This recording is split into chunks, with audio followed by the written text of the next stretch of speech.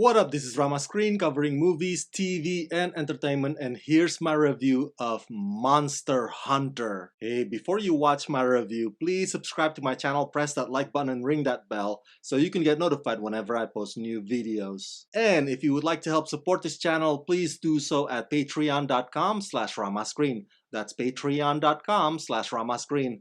Let's rock this. Before I go any further, I would like to invite you to go check out my previous video interview with writer-director Paul W.S. Anderson. You can watch the whole thing right here only on Rama Screen YouTube channel. Now, with that said, yeah, unfortunately, you can add Monster Hunter to the long list of crappy, unbearable video game adaptations that Paul W.S. Anderson, for whatever reason, keeps giving us. One of these days, some brave soul needs to ask him why he likes ruining video games so much. Because I'm not even a gamer and I don't understand his obsession. I will, however, grant you this: Monster Hunter's CG VFX and its creature designs are actually not too shabby. The monsters look great and the havoc they wreak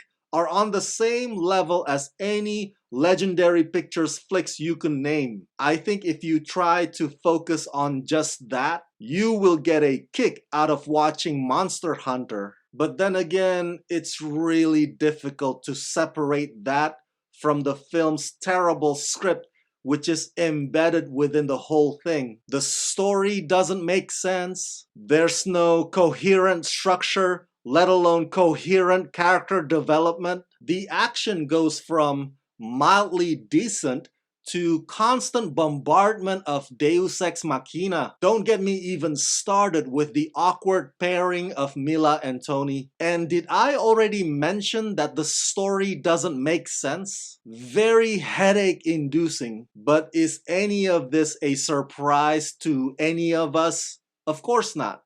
Based on Capcom video game, written for the screen and directed by Paul W.S. Anderson. Behind our world, there is another, a world of dangerous and powerful monsters that rule their domain with deadly ferocity. When an unexpected sandstorm transports Captain Artemis and her unit to a new world, the soldiers are shocked to discover that this hostile and unknown environment is home to enormous and terrifying monsters immune to their firepower. In their desperate battle for survival, the unit encounters the mysterious hunter whose unique skills allow him to stay one step ahead of the powerful creatures. As Artemis and Hunter slowly build trust, she discovers that he is part of a team led by the Admiral, and facing a danger so great it could threaten to destroy the world, the brave warriors combine their unique abilities to bond together for the ultimate showdown.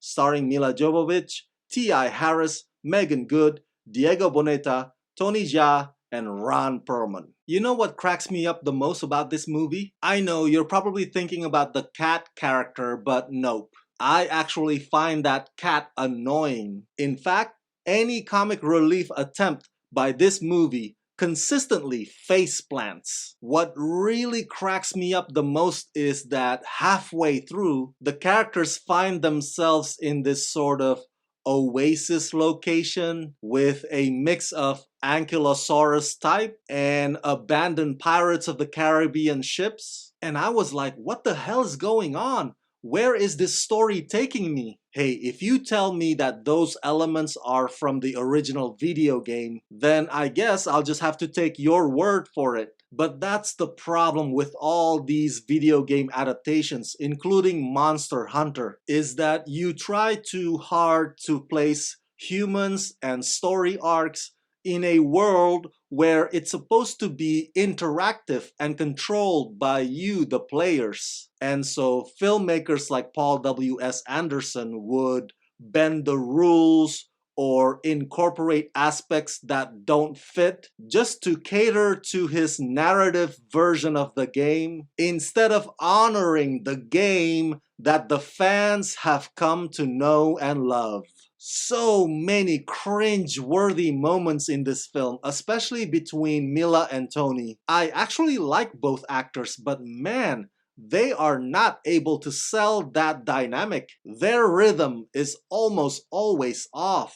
And then you throw Ron Perlman in there, and you got this WTF trifecta of paper-thin characters confined to their own self-indulgence. Not to mention the editing is choppier than the jump cuts on my videos. I don't want to waste any more of my precious time talking about this shitty movie, so allow me to end on this. I truly genuinely don't mind that Paul W.S. Anderson just wants to have an excuse to make movies featuring his wife. Hell, if I had a wife as hot as Milla Jovovich, I'd also let her be the star of my movies. But at some point, you gotta wonder, why can't they just take a chance on an actual well-written script? Anything aside from just once again acquiring yet another video game property, because after a while, it's gotta feel exhausting, right? I mean, I'm exhausted just watching them, but I'm sure somewhere Michael Bay and Uwe Boll